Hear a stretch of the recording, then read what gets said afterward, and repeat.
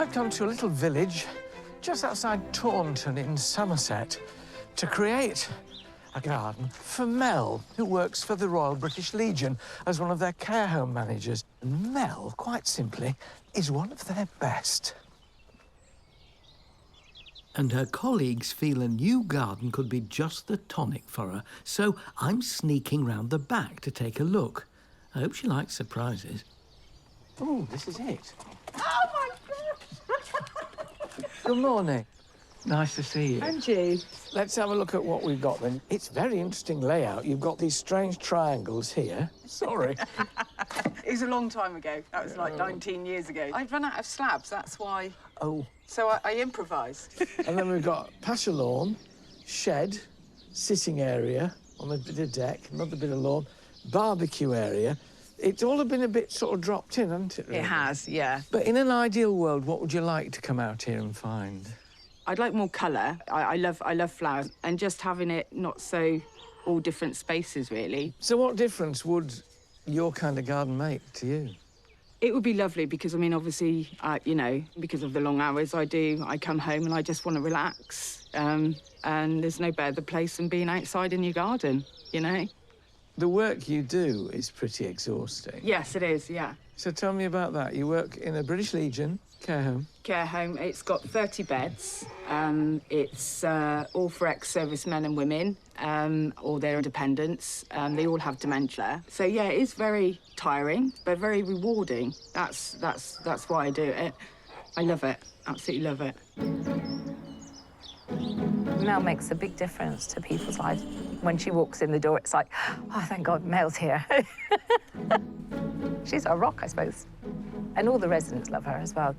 How's she settling in? Yes, she's done really well. She's put her heart and soul into this place.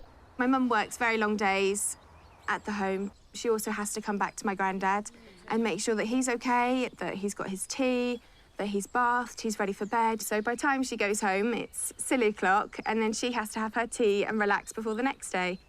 So my dad, he's obviously in ill health. He's really, health has deteriorated over the last 5 to 6 years since we lost my mum.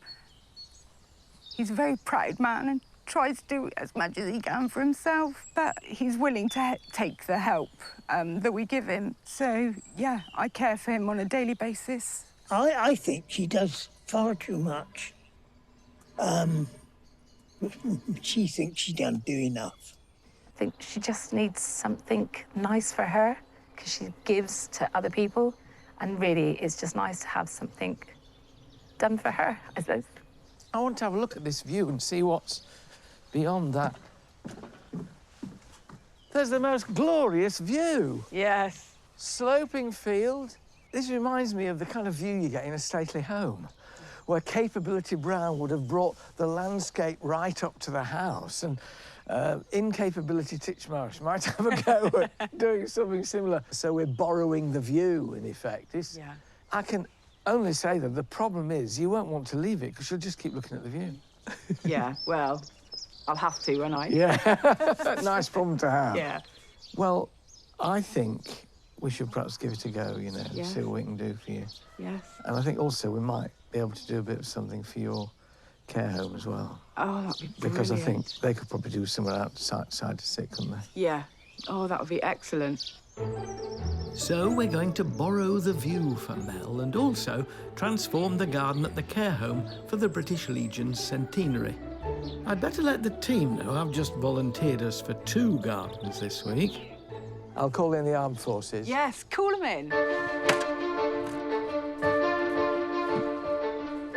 My armed forces, the Flying Barrows, and First Lieutenants David Dominey and Francis Tophill are starting work clearing Mel's garden.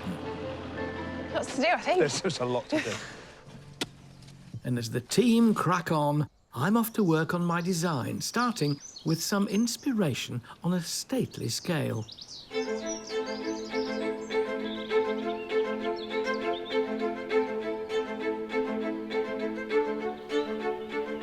One of the things our country is famous for is its magnificent stately homes and their glorious gardens. This is Bowood in Wiltshire. A glorious Georgian stately home. But it's not actually the house I've come to see, but the garden and the landscape. Now look at that for a vista. This garden is a masterclass in combining nature and formality. These Irish yews planted in straight lines, except that Irish yews tend to get a bit wonky with age, and when you pass the century, well, you're allowed to lean a bit, aren't you? I like them. These magnificent clipped yews flank the pathways and borders, a grand trick of stately symmetry. This parterre is another classic feature of the grand country garden. It's designed to be viewed from the first floor of the house, because that way you can best appreciate the geometric layout of these wonderfully crisp, formal beds. Now, this is something we could do for Mel, a cutting garden, so she's always got flowers for the house. But the real star of this garden is not its statues or ornaments or even the planting. Well, you saw the weather forecast, you should have put something on. It's the way it blends in with and borrows from nature. The top terrace is extremely formal. Then you come down a level, it's still formal, but it's a little more sparse, not quite so intense. And then, as you get to the end of this lower terrace, whoosh, you're into natural countryside, except that nature didn't create this on her own. This is the work of Britain's most famous landscape architect, Lancelot Capability Brown, to take the owners of the house visually out into the countryside. I think we could do that with Mel.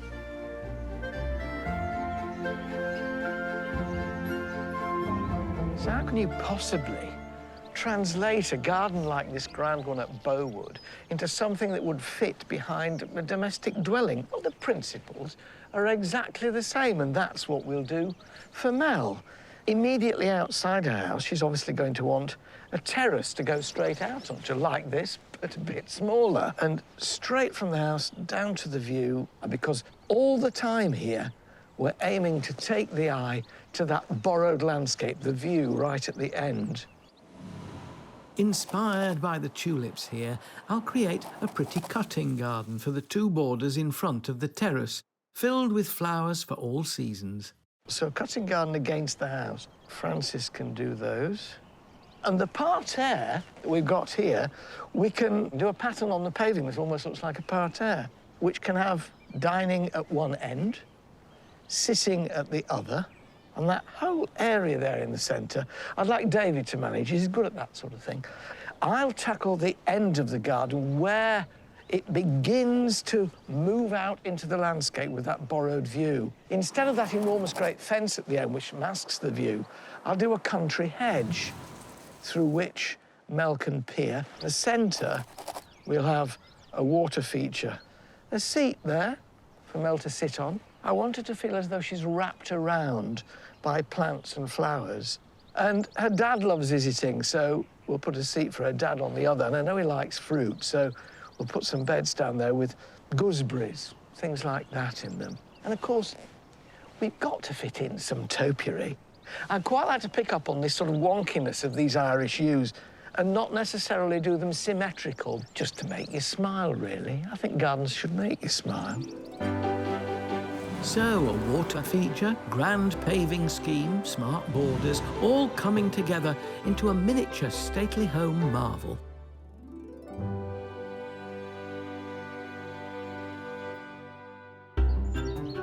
At Mel's, the central path is edging nicely towards that wonderful view, which needs exposing. Ready? Welcome, English countryside, isn't That it? is a nice view.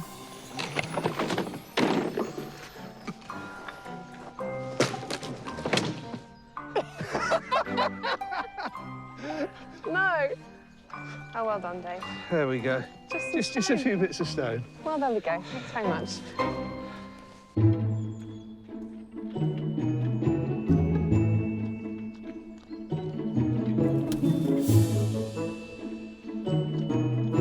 the dining area, David's laying a parterre-inspired design for a touch of elegance.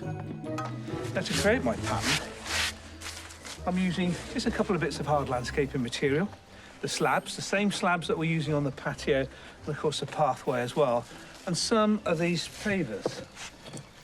Now, there's only 2 bits of material, but we're cutting them to the shape that we need. It'll be looking its best from Mel's windows just at the top, just as they have in stately homes, but of course they're plants rather than hard landscaping. What do you think, Francis? I think it looks really good, actually. I love the angle, offset from the others. It's nice. It's going to work really well with the hedging as well. That's looking pretty smart. It will look smart, David. It will. There are acres and acres at Bowood House. We've got considerably less, but the task is just as big. Now, unfortunately, I couldn't find any centuries-old Irish yews that leaned, but they look a bit odd behind a small house anyway. So we found box cones, box orbs, and box hedging. These will provide the topiary and the framework for the formal part of the garden. And then as we drift down towards the end and the countryside, a lovely native hedge. Instead of leyland cypress or clipped privet, we've got sloe here, hazel, some euonymus with its lovely winged stems. And for the house, a lovely cutting garden at Bowood, full of tulips. Well, we'll try and do something here on a slightly smaller scale. Right. Woo. So this area, immediately outside the doors, is going to be formal. Oh, I quite like what you've done there. A big one, 2 small ones, and a cone. OK, so that can be the formal section. Yeah, I think that's great. I think that looks lovely. That's smashing. The clipped box orbs and cones will create a central avenue to lead this garden to the countryside and beyond. The hedging can be brought into here, can't it? One clever technique we're using is to take this glorious view of the Quantock Hills and gradually merge the garden into it. We'll turf this mound here, and then my British native hedge, blackthorn, hazel, euonymus, that will all go in along here. OK, if you can pull that tight. Right. Might be a country hedge, but I'd quite like it to go in a straight line. We met in the middle. There we go. There we are. See what I mean about it fraying? It is beginning to just fray away. And when that bank is covered in turf and it's green, and we won't mow it, we'll let it grow so we get a bit sort of more wildflowery meadow there. And suddenly, all that landscape has crept forward and you've borrowed it. You don't own it, but that is the definition of borrowed landscape. There couldn't be a better example of how to do it. This natural boundary will also help to keep out any unwanted visitors. If you wanted to keep neighbourhood dogs out or livestock out, the thorny kinds, like the hawthorn and the blackthorn, are quite useful because they don't like being spiked when they come through. But the great thing about blackthorn, these black fruits that you get come the autumn, called sloes. Are you a sloe fan, Frances? I am a sloe fan. Get some gin and you get a load of sloes in autumn and you prick them and you put the gin on top of these pricked sloe berries and let them infuse. You get sloe gin, which is really very tangy. I think Mel will like making some sloe gin from her own hedgerows. Well, we can come back and see how the garden's doing when she's done it. Absolutely. And we're leaving a gap in the middle where our little water feature's going, so she'll be able to have a window into it as well. Right, David, shall I see what we can do with a few more? We've got some left, so for any sort of bare patches, we can thicken up behind. We've been losing stretches of native hedge in this country by the mile every year. So all those of us gardeners who can do our bit by putting it back are actually fulfilling a really vital role. The landscape is becoming the backdrop I want for Mel's garden, and David has a design hack for a classic garden feature. Now, Alan wants me to put a sundial in the corner of Mel's area. You can buy the sundial tops, or the faces, really, for about £30 online. This one happens to be slate. The cost is in the plinth, and you can make that quite easily yourself. It's really about creating a frame that you put together and then fill with a little bit of concrete. Putting these dowlings on each corner.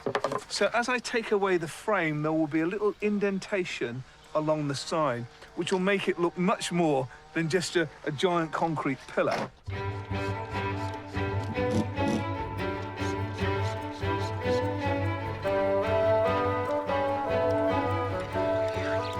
Lee, give us a lift, mate. Right. Nice and steady. Here we go.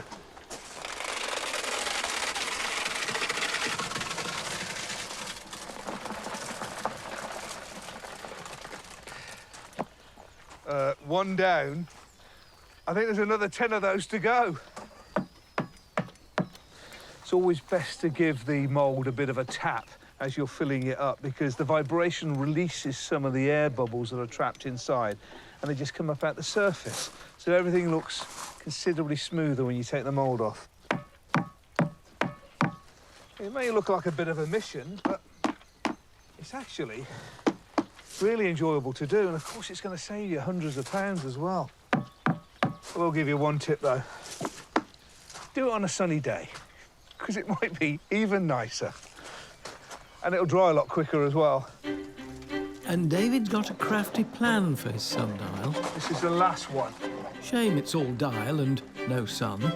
So we've cut out a disc exactly the same depth and width as the sundial itself. And I'm going to try and impress it actually into the top of the concrete here. So I'm hoping when it's dry, I'll be able to lift that out and it'll be a perfect fit for my sundial. And if you believe that... I wanted to choose something slightly contemporary, something a little bit modern, so I've chosen this vortex sculpture here, really to add quite a bit of personality to the garden. There you go, down you go.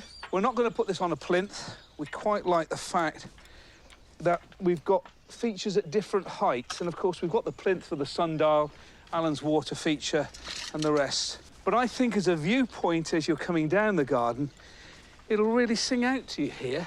Now, can you turn it for me? That'll do it, perfect. This is Mel's area of the garden. I've chosen plants that I gather she loves. She likes purples, so I've got some purples and some deep pinks, good bit of fragrance. She has two cats, Rosie and Ruby. I managed to find two roses, one called Rosie and one called Ruby Wedding. This far end of the garden is divided in two, so Mel's area to sit on her own among her flowers. Over here is her dad's, and her dad's loved gardening. He's now not quite so able to do it, but he loves fruit and things like that, so I've got gooseberry here and a crabapple. This is a standard gooseberry, so it's grown on a really long stem, and that makes picking so much easier. You can see here the gooseberry flowers, and immediately behind that little tiny flower, which hasn't quite opened yet, is what will become the gooseberry. Now, this is a variety with red, sort of deep burgundy gooseberries. You can get green gooseberries or goosgogs. I planted these when we had a lovely yellow Labrador called Lou, and she used to eat the fruits off my gooseberries, so I thought, I'll plant some standards. She learnt to jump. We want to give Mel a cutting garden, and the most economical way of creating cut flowers is to grow them from seed. Now, the nice thing about seeds is that they always come in a packet with very clear instructions on the back. Now, this one is a really beautiful flower. It's called Orlea. It's got really delicate, white, almost carrot-like flowers, and they look really stunning in a bunch. They'll be perfect for cuttings.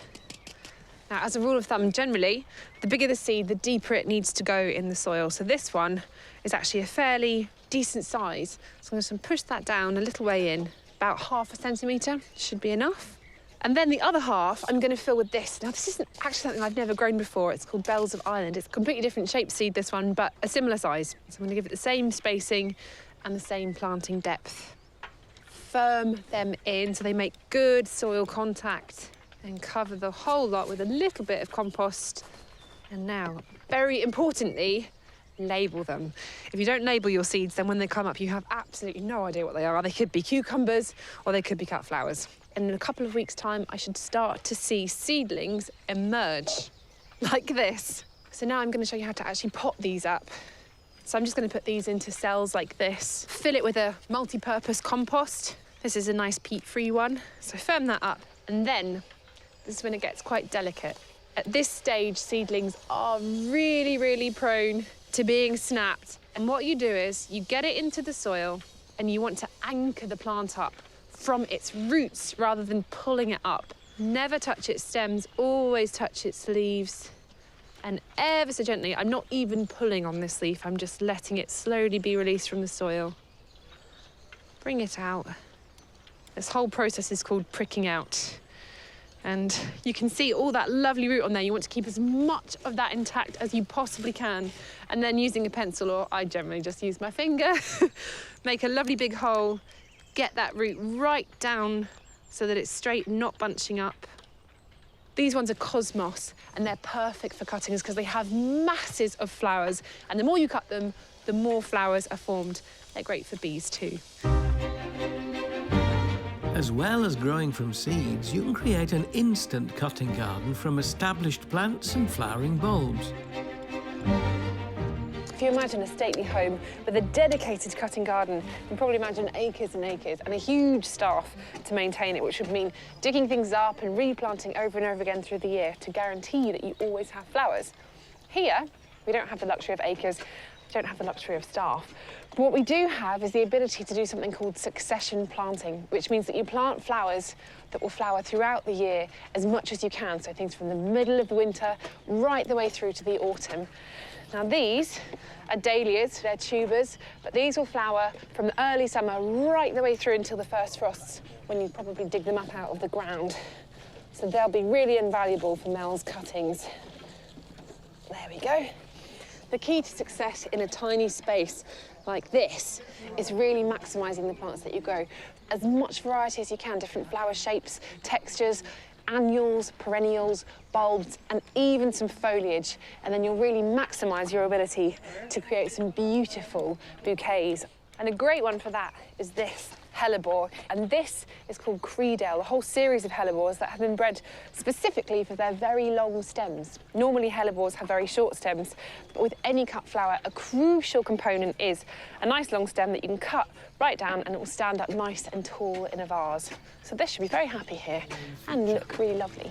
I've lined this water fountain up so it's absolutely down the centre of the path. So it's the focal point that draws you down the garden. And you've got the borders either side and the landscape beyond. And around it, rather than leaving it bald like that, I just want to fluff it up a bit, really, with this little beauty. This is a euonymus. There are deciduous euonymuses, some of them in this hedge. And this is an evergreen one. It's called Emerald Gaiety. Very jolly. The lovely thing about it is it makes good fluffy ground cover and you can lightly clip it over. But if you plant it against a wall, it has a wonderful knack of climbing upwards on the wall. So it's a real dual-purpose plant. I think it's very attractive. Now, in the country homes where their soil allows, where it's slightly acidic, you see these beautiful avenues of rhododendrons. Very big rhododendrons, actually. Some of them the invasive ponticum varieties. But there's no reason why you can't still enjoy the beauty and the magnificence of the spring flowering rhododendrons if you choose them right for your own garden. My favourite time with rhododendrons is just before the flower opens. Look at that. It's a sign of hope. Very soon that'll open out and there'll be a massive ball of colour, but this early stage as it starts to open is really special. This will be perfect in the garden for Mel to enjoy. But not all the plants in Mel's garden will be ground cover. Francis is making a decorative planter.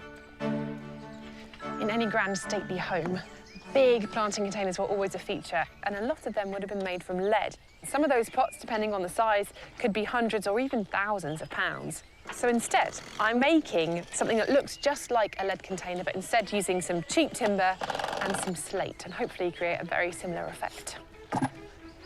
There. And that is the basic shape of the planter. And now I just need to cover the whole thing in slate and create that illusion of lead. This is just some flat slate. It's about £1, £1.20 per piece. Just a case of squeezing on some clear silicone adhesive.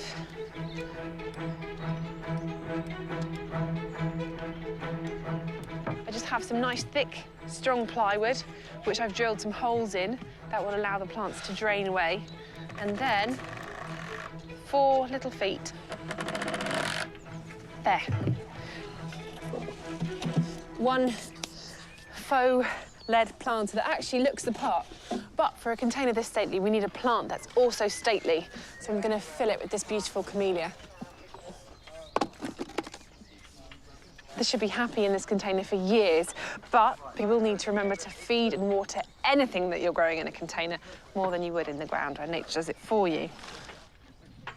I've invited Mel's son Jordan down to lend a hand. Bit of a different. Bit different? Yeah, very. You can help me out, because this is your mum's part of the garden. So if you go down there and pass me some of those plants, I'll flop them around in here. So, I mean, what she does is the most valuable sort of work, isn't it? Yeah, definitely. Does she get much time to relax? Not at all. She seems as though she never stops doing stuff for other people. No, she doesn't. She gets it from my granddad.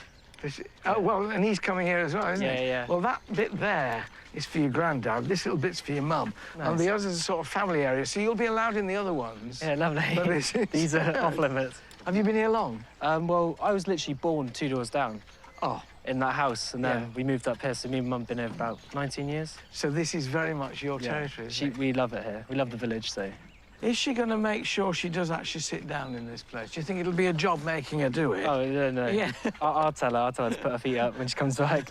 I'm relying on you, Jordan, to actually make sure that she does use this, but for her own pleasure, you know. No, definitely. What do you think she'll think when she comes back? I think she's going to be speechless. I am, really, to be honest with you. And... Well, you can help now you're here. Yeah. You can say, I did that one, Mum, they helped me. Right, let's get some more stuff in. I've been waiting and waiting and waiting for this and singing to myself, someday my plinth will come. And it hasn't come yet. Have faith, it's on its way.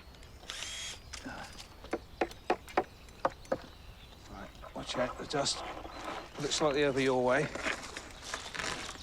Oh, look. What do you think? What's that doing there? Well, I'm hoping will actually fit inside here. All you have to do now is to get that enormous clump of concrete into the end of Mel's border. Right, so it's gone.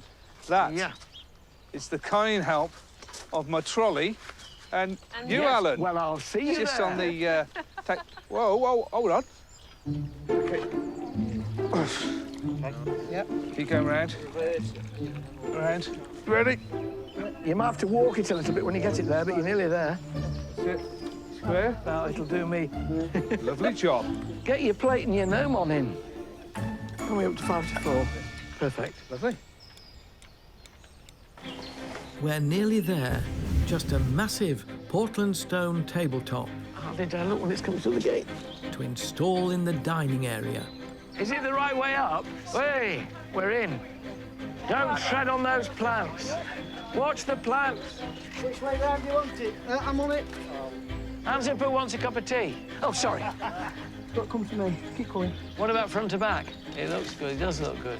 It's 10 mil this way. Bang on. Way! Bang on. Well done. Can we send it back? I don't like colour.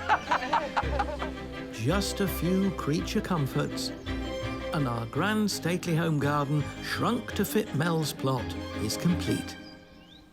Well, we took inspiration from Bowood, a grand garden in the Georgian style, and we brought it to the back of a little semi-detached house. But it's worked, hasn't it? What do you think? I think it's stunning. Really beautiful. It's really blended the garden straight in with the countryside and the view. Well, shall I go and get her? Yes. Oh, I feel a bit nervous now. Here we go. If she doesn't like it, I'll have it.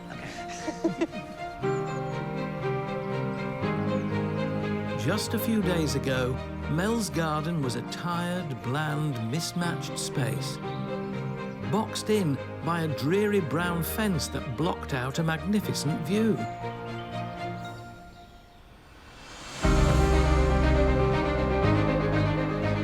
Now she'll be greeted by a truly splendid space, with bespoke areas to enjoy with her family. Day David's sweeping central porcelain path is flanked by Francis's formal topiary, making an elegant journey through the space.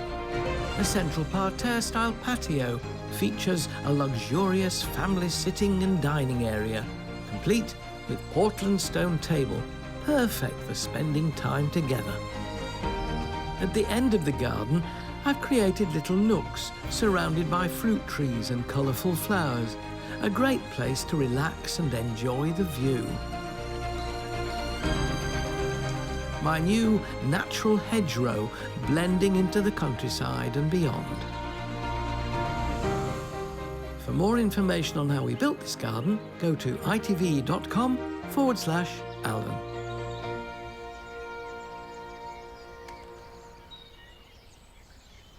Keep them closed. Open your eyes. Oh my God.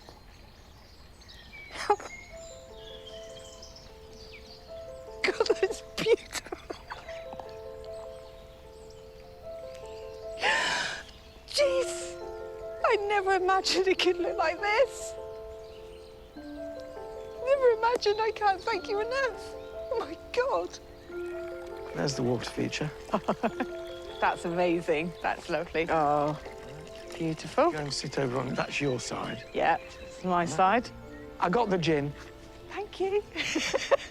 So that's your seat, Yeah, and that's your dad's. yeah. And we've got his gooseberry bushes in. Oh, yeah, he does love his gooseberry rushes. Well, we can't keep Dad waiting now, can we? How's it look? Oh, no. Oh my God. Happy? Very happy. I knew it would look nice, but I definitely underestimated how nice it would look. Look at this. What do you think, Grandpa? Well, I think it's absolutely gorgeous. And it's what we daughter does do. Good show. So say all of us. When somebody spends all their time caring for other people, as Mel does at the Royal British Legion Care Home, they seldom have time to think about themselves or the space. Now, hopefully, we've provided the space, and Mel will find a bit of time to sit in it. I think she likes it, and it will make a difference to a life well lived. Till the next time on Love Your Garden. Bye-bye.